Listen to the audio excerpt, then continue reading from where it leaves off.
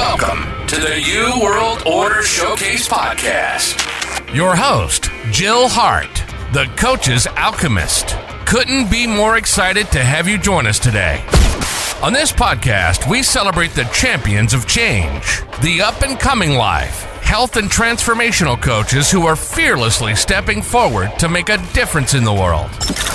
Get ready for inspiring stories, practical tips, and powerful moments that will motivate you to make a positive change in your life and those around you. We're happy to have you join us on this incredible journey as we dive into the world of life, health, and transformational coaches who are lighting up the path towards a better tomorrow.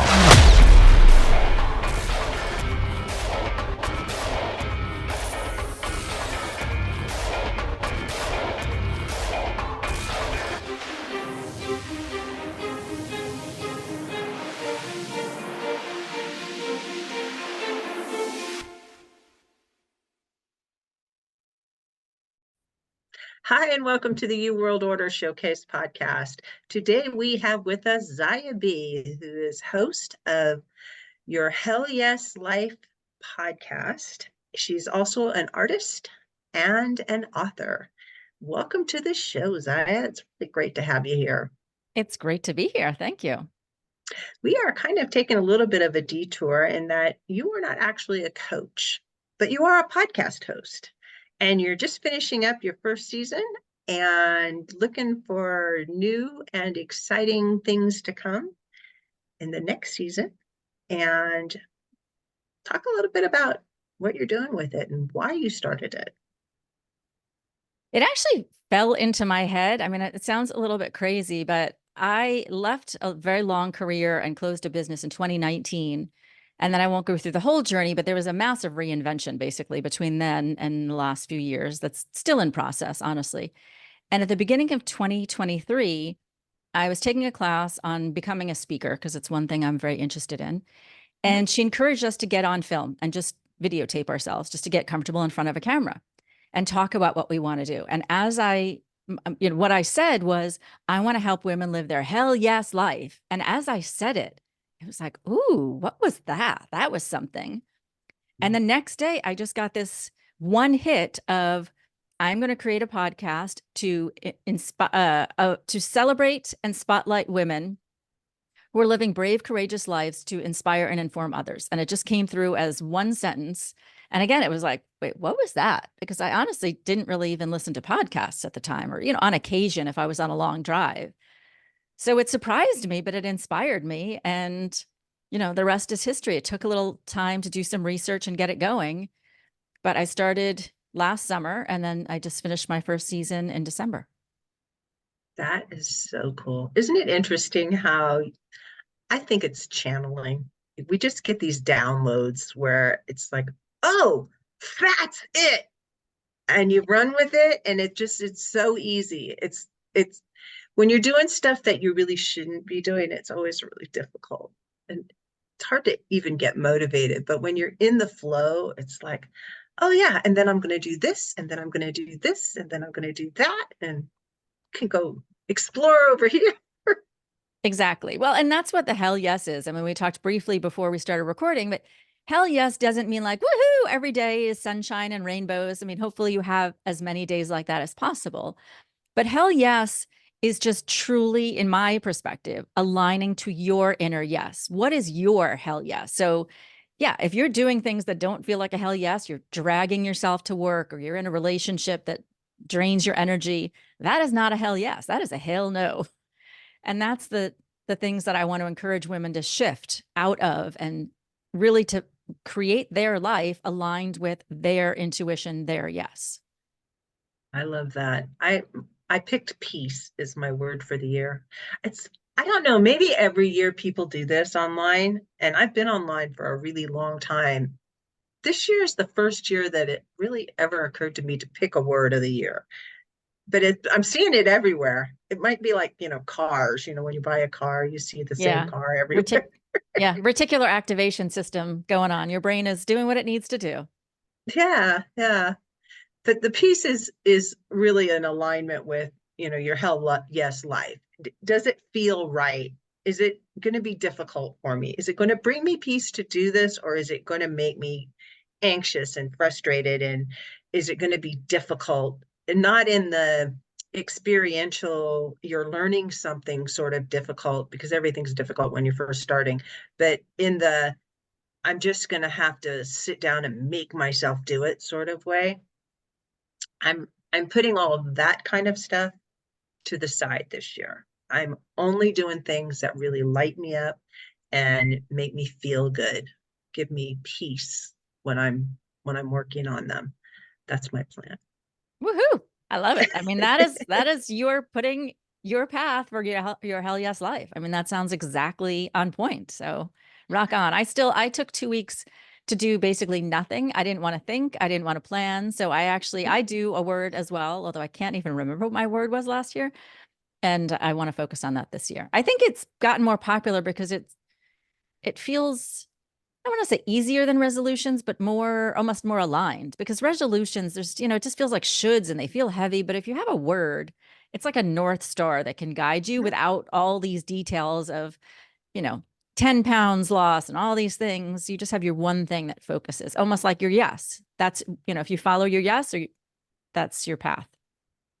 Yeah, it's like the word is your intention, but it is also the thing that you measure the yes against.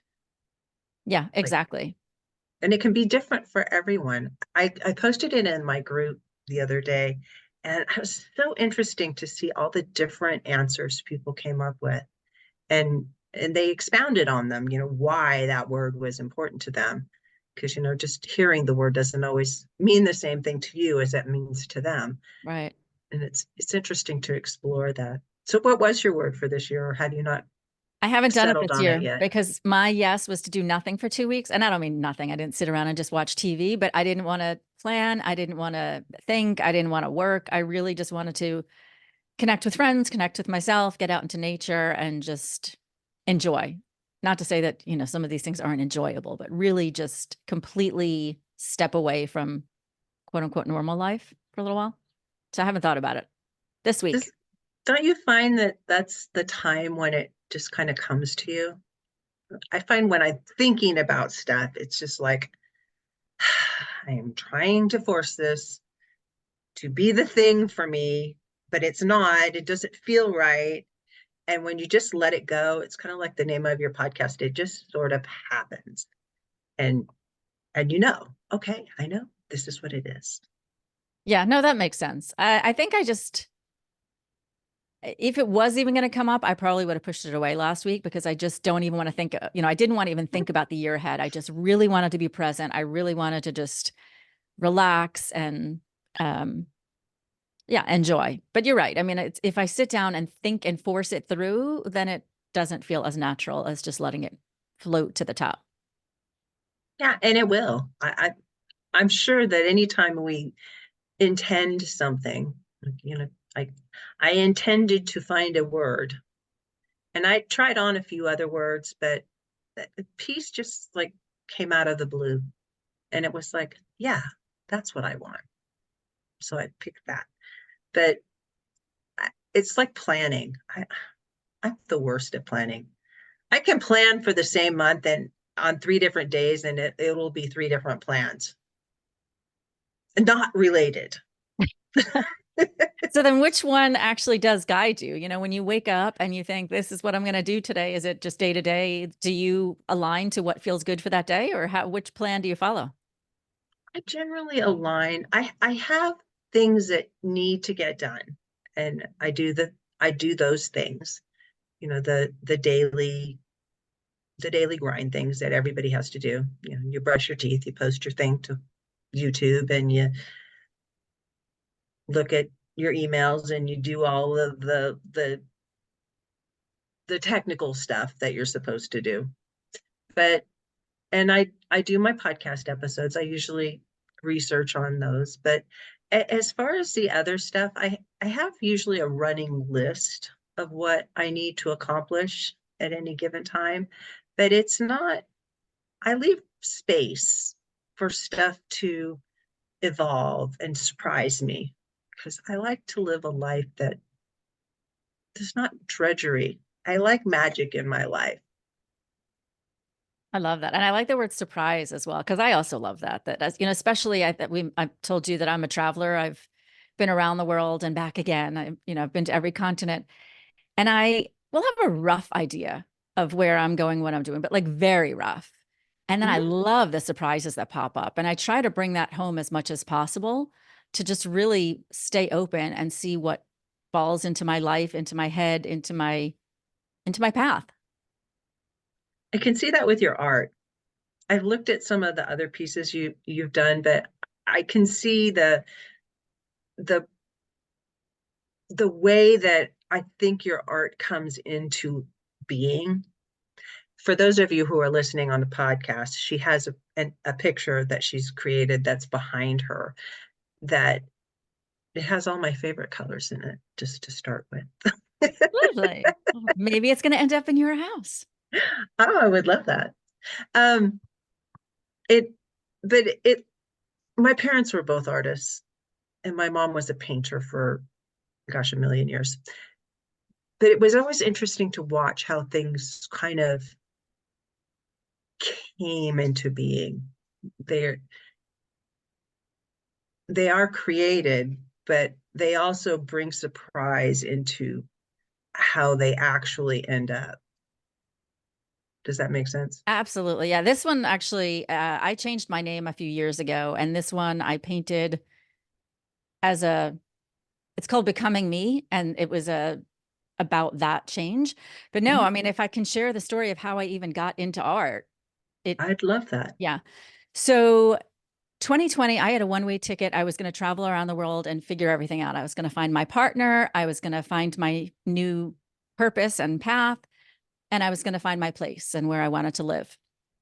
And I got to a small town in Mexico, and COVID laughed at all of that. I was there for 2 months, and I eventually came home, and I'm single and live alone. And so it was actually a very lonely time because I'm in San Francisco, which was very tight about the lockdowns. And so I took a lot of creativity classes. I took singing and poetry and all kinds of things. And towards the end of the year, there was an artist that I had been following for years. I honestly don't even know how I got on her list because I've never been interested in painting. And Mhm. she had this class called Legend, where you paint your legendary self, basically your higher self.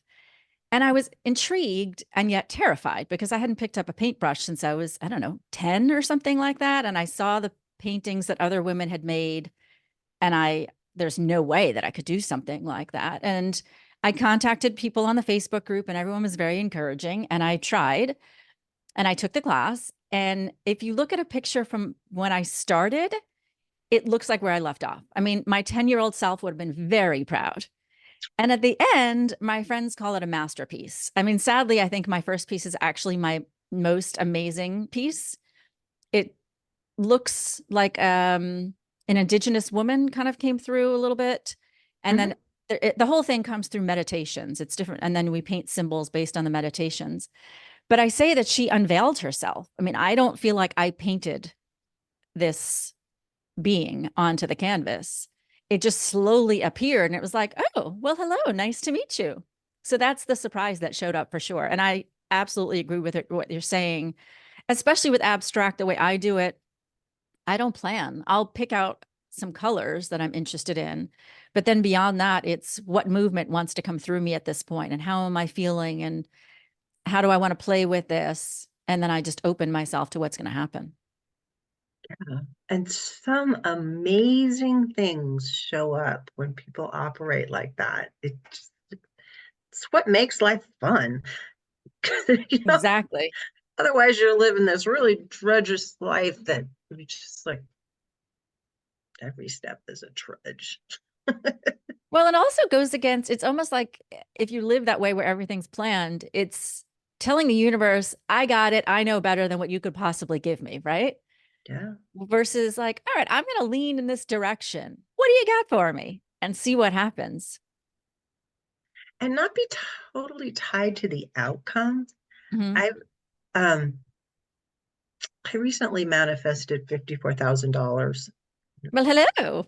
in a very short period of time. And I did it intentionally. It's like on the new moon of November 13th, I set out to manifest $50,000 and had a list of things that I was going to do to help the universe.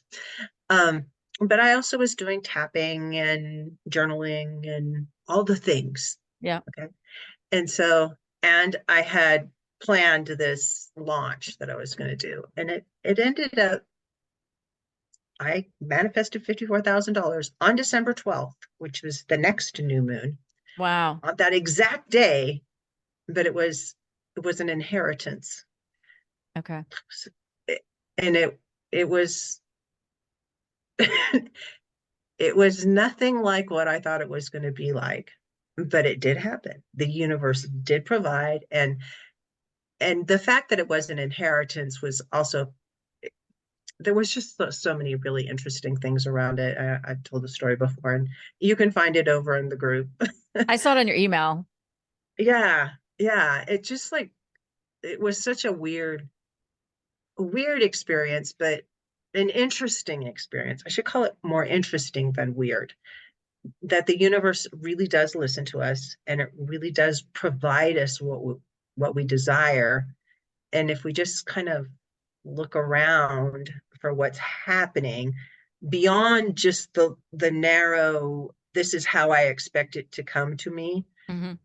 um, parameters, then you could be surprised, because it could be like forming out here and just outside your peripheral vision, and then suddenly it's moved to the forefront.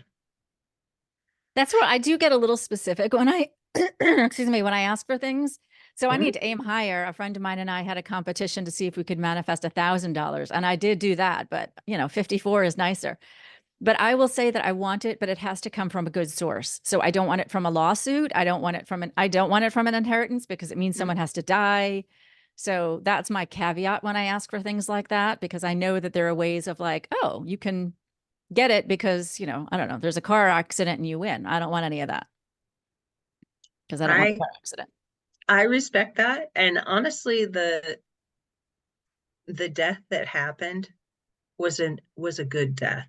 It, Mm, it was my father-in-law, and he'd lived a really good life, and he chose to go. He had decided he was going to live to be 100, but there were some things that happened that night that he was just like, we saw it in his eyes. He was mm, just like, nope, I'm not putting up with this. I'm out of here. And he left, and it was good. And that's beautiful. it was really beautiful. Um, and he left us the money. Yeah. Yeah. I'm not judging yours. I'm just saying, the only people Yeah. I know who would leave me money at this point would be my parents, and I'm not ready for them to go anywhere. So, Yeah. No, and it was apparent, but it was all good. My dad's still kicking. And I hope he lives to be 100. me too. Remember when I was telling you about not, About what? about not editing Yeah. podcasts, and that my animals sometimes broke in? Oh, I actually didn't see. Oh, There he hello. is. For those of you This is listening, there's Charlie. an adorable dog that just joined the scene. Yep, Charlie. Charlie got a haircut yesterday. Very nice. So, do you interview people on your podcast also? Oh How does yeah, that work? yeah, I've only done, I think, 2 solo episodes at this point. It's all interviews. And how do you what do you look for people to come and be interviewed on your podcast? I'm actually quite picky. So it's somebody that has chosen their life or created their life through their yes. So while I honor people who are resilient and have overcome challenges, and I think that's amazing, I tend to pick people who have more just proactively chosen. So, you want to be an artist and you made it happen to be an artist. I had one person who's an international clown and has gotten Fulbright awards to be an international clown, like, who really say, I don't care the expectations. Here's the life I want, and I'm going after it. And often it is a life change. They were in corporate America, like I was in consulting, and then switched, but it was a proactive, no more. I'm living in alignment to me and my desires and my yes, and I'm going this way. And so that's typically who I highlight. I've had a few where it's resilient of they got over just unbelievable things and then created a new path, which again, I'm not saying that I don't honor that. Absolutely. It was just more in line with the message. It was a little bit more focused on the proactively choosing the yes. Yeah, do you find that most people actually experience some traumatic event? It doesn't have to be like cataclysmic, but traumatic in that it causes them to make a change. There's something that happens. They're like, yep, no, this was the line in the sand. I'm not going further than this. I'm going to change something. Or do I you think find that there's a some. different Yeah, way I'd that they say, I think if I put it a different way, like I don't think that most people change because of the traumatic, but I think if there is something traumatic, most people change. Mhm. But I think, I mean, there is a line in the sand, like let's say with mine, it wasn't necessarily traumatic, but I had wanted to get out of consulting for a long time. Mhm. And then the main client I had here was the electric company who was found guilty of starting the wildfires in California. I mean, not starting them and not, actively Yeah, starting but them, that they they were found at fault. contributed to it. Yeah. And just the way they handled my team members, the community, all of it, they went into bankruptcy so they could avoid paying some of these things. I thought, I'm too far out of alignment. I can't work with them anymore. So there was a little bit of a line in the sand, but it wasn't a traumatic experience. It was just like, okay, I've reached my limit and now I'm out. I think some people, it's also just, I'm financially okay at this point. It's time to go.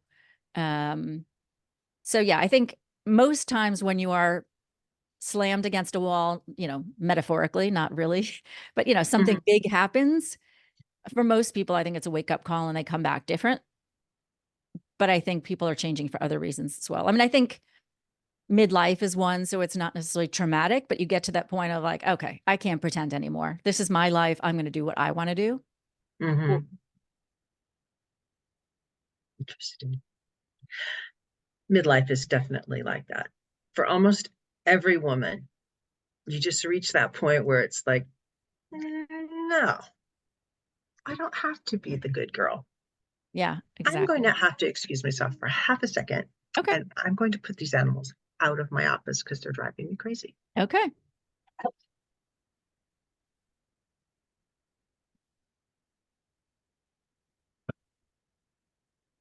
My office door does not have a latch on it. Oh, okay.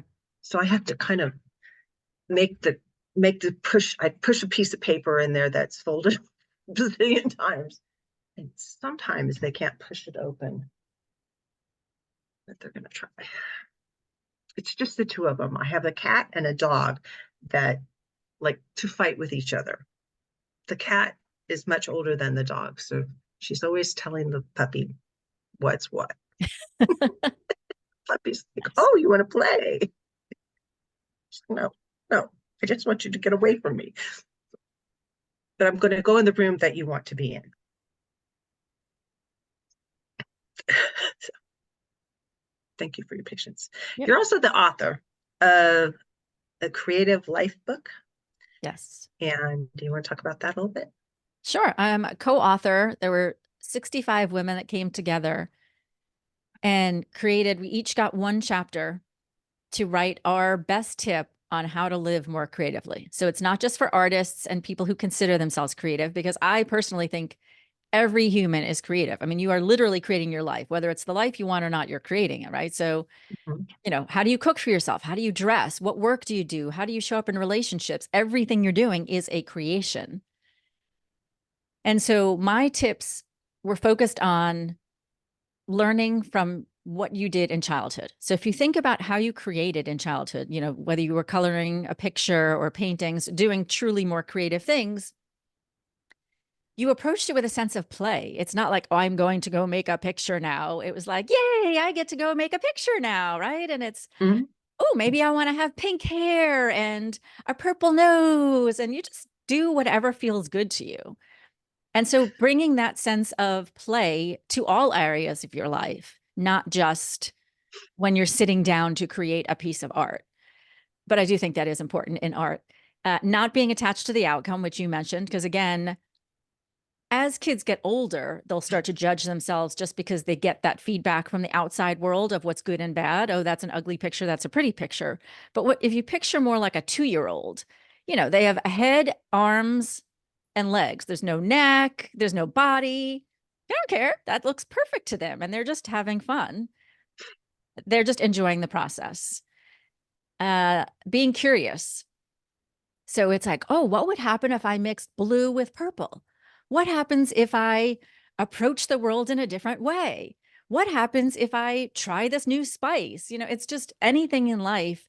If you approach it from curiosity of a different perspective, all of these ways that, literally getting on the floor and looking up, or, dressing in a way that you would never dress and see how people respond to you. Just again, it brings in the play, but it's also the curiosity of what if. Often we have our minds of what if, and then it goes to worry.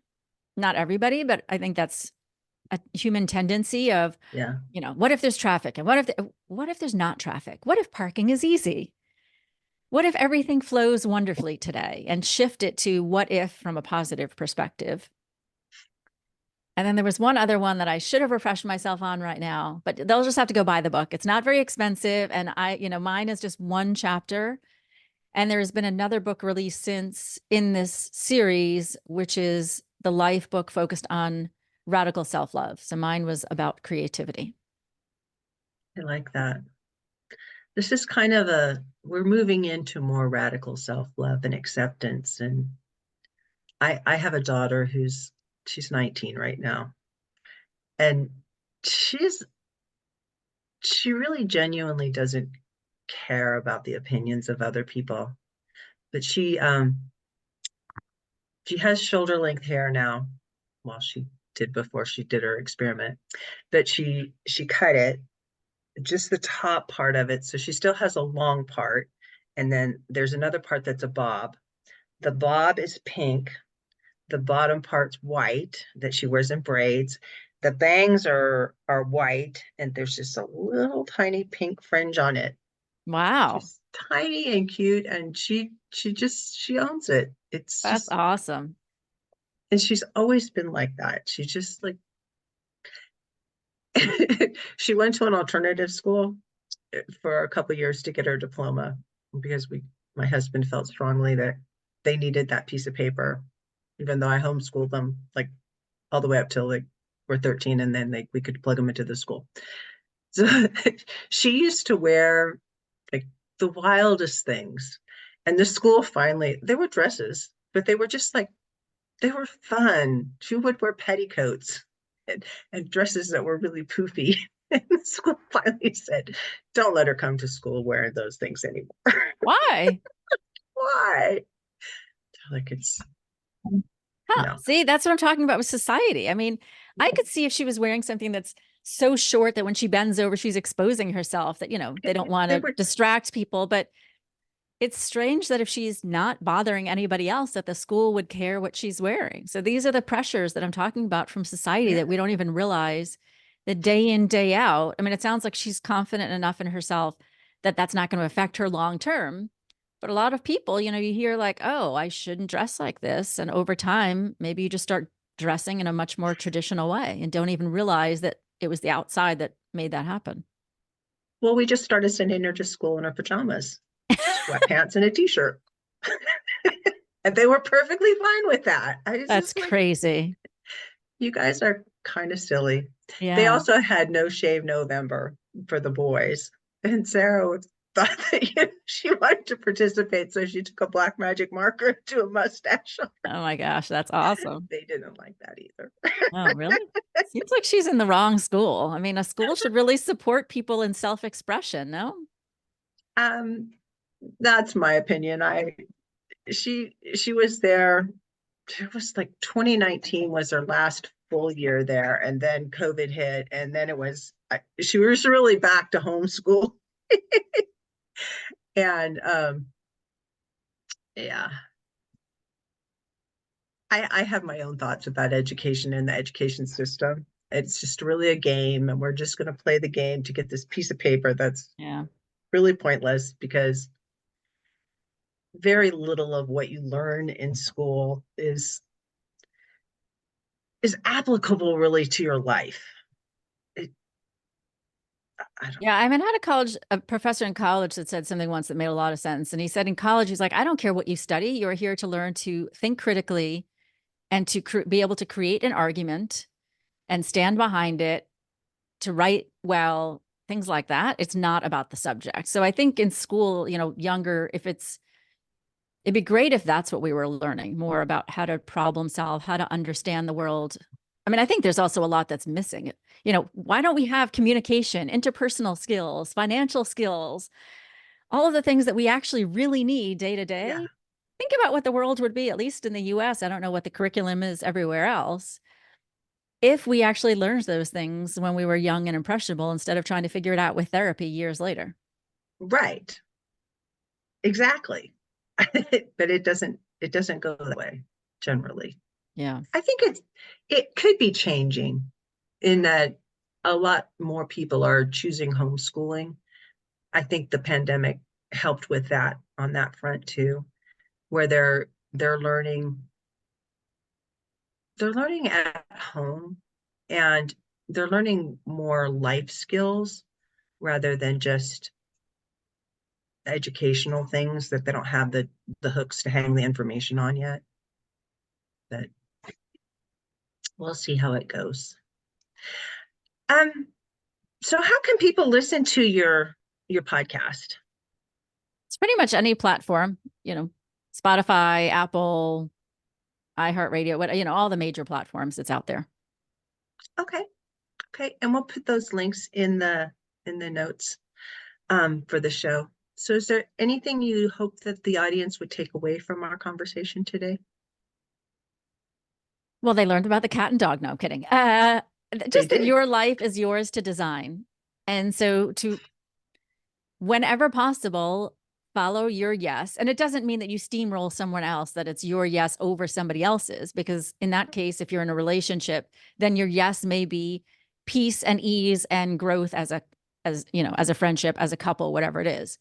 But following your yes and then taking the courage to actually follow it through, right? So to not just have the inclination of my yes is different than what I'm living, but then to take action and go make that change. Absolutely. Thank you so much for joining me, Zya. Thank you. It's been a blast. Thank you so much for tuning in to another empowering episode of the You World Order Showcase podcast. We hope you've enjoyed hearing from our incredible life, health, and transformational coaches who are making a profound impact on the world. Remember, change begins with you, and you have the power to transform your life and the lives of others. If you want to take that next step and unlock your true potential, visit thecoachesalchemist.com, where you can find the 3 ways we can help you for free to spin your talent into gold with clarity, a system, and a plan. Don't forget to hit the subscribe button so you never miss an inspiring episode. And if you enjoyed today's show, we'd greatly appreciate it if you could leave us a review on your favorite podcast platform. Your feedback means the world to us and helps us reach more people with our positive message. Stay connected with us on social media for updates, behind-the-scenes content, and upcoming guest announcements. You can find us on Facebook at the You World Order, or simply visit thecoachesalchemist.com.